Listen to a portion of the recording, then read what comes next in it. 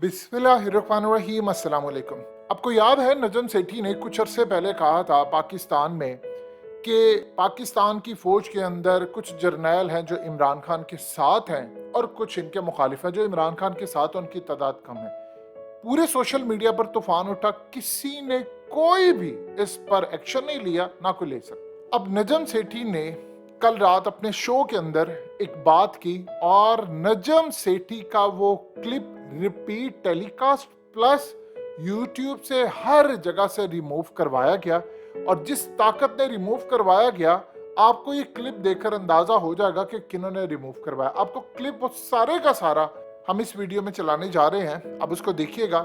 लेकिन उससे पहले सिर्फ इतनी सी बात, अगर ये काम इमरान खान ने किया होता, ये बात इमरान खान या किसी और ने की होती, जिसमें नजम सेठी ने कहा है कि आज तक जितनी हुकूमतें गिरी वो एस्टैब्लिशमेंट ने गिराई, और इस वक्त एस्टैब्लिशमेंट दो हिस्सों में तकसीम है। एक हिस्सा एस्टैब्लिशमेंट का इमरान खान के साथ है और एक उनके खिलाफ है, और वो किस तरह हुकूमत गिराना चाहता है इमरान खान की, उन्होंने एस्टैब्लिशमेंट की बात की।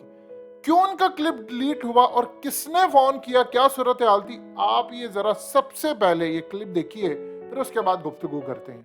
क्योंकि जब ये इलेक्शन आते हैं तो पता चल जाता है कि कितना गठजोड़ है। अगर आप तारीख देखें तो एक दूसरे में के खिलाफ ये जानी दुश्मन है दोनों पार्टियां।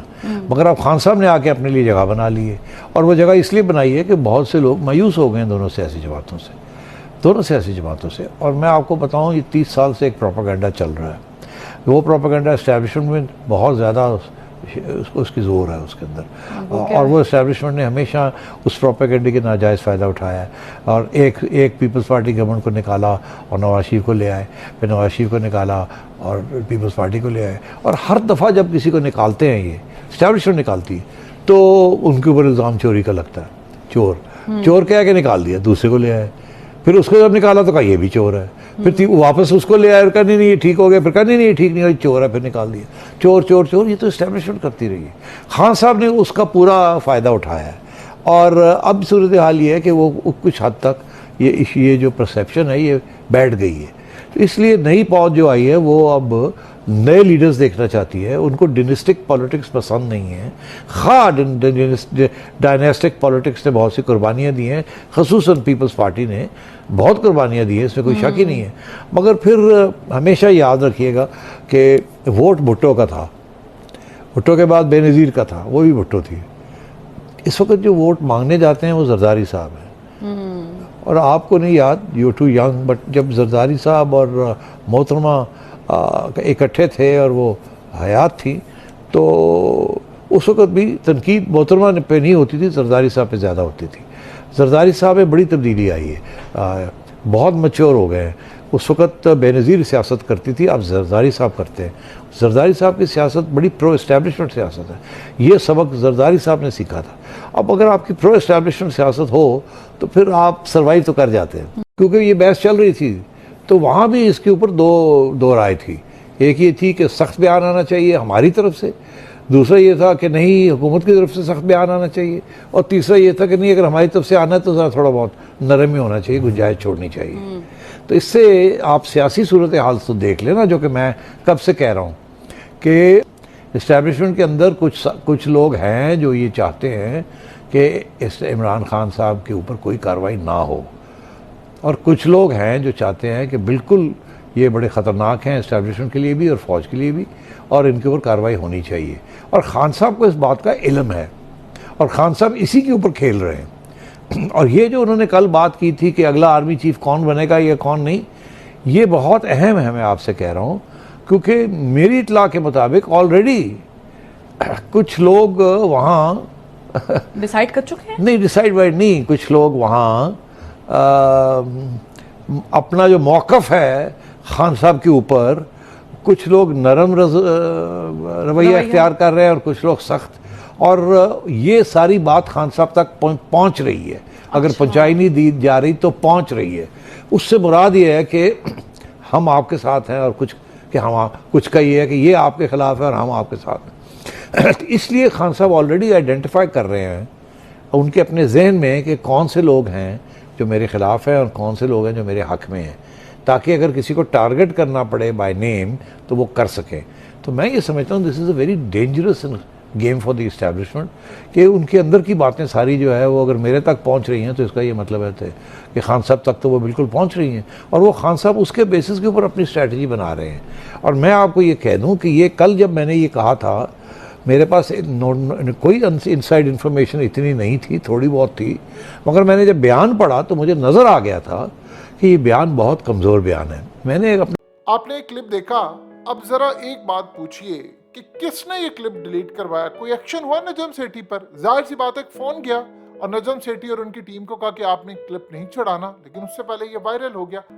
अब यहाँ पर आप जरा अंदाजा कीजिए कि ये बात अगर इमरान खान आकर करता तो पूरे मीडिया और हर जगह पर तूफान उठ जाता, लेकिन नजम सेठी ने बात की तो नजम सेठी पहले भी करता रहा इसी तरह बात जब की, तो इस सूरत हाल में फैज हमीद पर ये पूरी तरह हमलावर होते थे, जनरल फैज पर, और आसिफ जरदारी ने कहा उसको तो खुड्डे लाइन लगा दी। पूरी नून लीग ने जनरल फैज हमीद पर कैंपेन की, लेकिन ना तो किसी ने इस पर कोई एक्शन लिया। ऐसा लग रहा था कि उसको फौज का हिस्सा नहीं ये लोग समझते, यानी उस पर तनकीद करते हैं पूरी तरह, चाहे नून लीग फलाना ये वो। यही सूरत हाल थी कि इन्होंने आसिफ गफूर के ऊपर भी इसी तरह तनकीद की और सारी बातें की, हालिया जब उनकी तैनाती हुई है बलोचिस्तान के अंदर। तो आप यहाँ से अंदाजा लगा ले कि इन्होंने क्या इनके साथ करना है। यानी नजम सेठी अब ये कह रहा है, यानी जाहिर सी बात है उसका फोकस ये है कि अगर इमरान खान के खिलाफ एस्टैब्लिशमेंट फैसला करती है तो एक हिस्सा खुश नहीं होगा, और अगर फैसला कोई किया जाता है, और क्लियरली कह रहा है कि हुकूमतें गिराती थी एस्टैब्लिशमेंट और कहती थी ये फलाना करप्ट है, लिहाजा दूसरे को ले आते थे, दूसरा करप्ट है तीसरे को ले आते थे।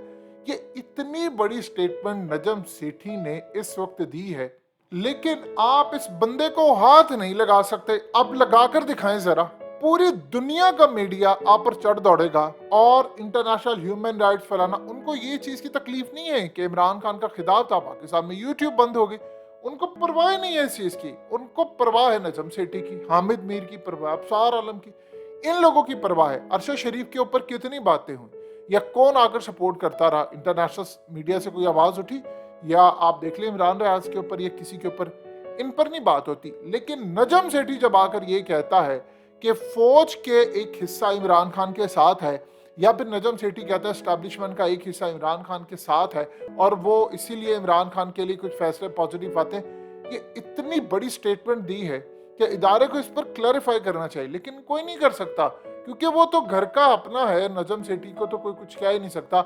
आप उसको हाथ लगाएंगे तो आप ये देखेंगे हामिद मीर की तरह पूरी दुनिया से, आप देखिएगा जरा कॉल्स कितनी आती है और कितनी पूरी दुनिया के अंदर हंगामे और तूफान वाली सूरत हाल पैदा होती है।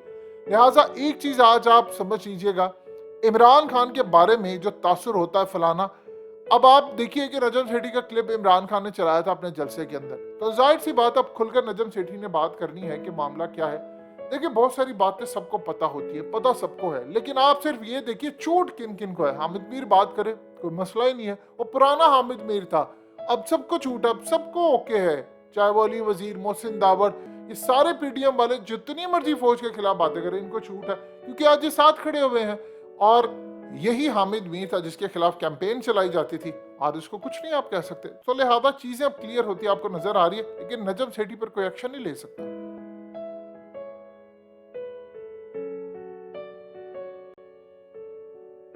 हकीकत टीवी को सब्सक्राइब करना मत भूलें, वीडियो को लाइक करें, शेयर करें और कमेंट सेक्शन में अपनी राय का इजहार जरूर करें।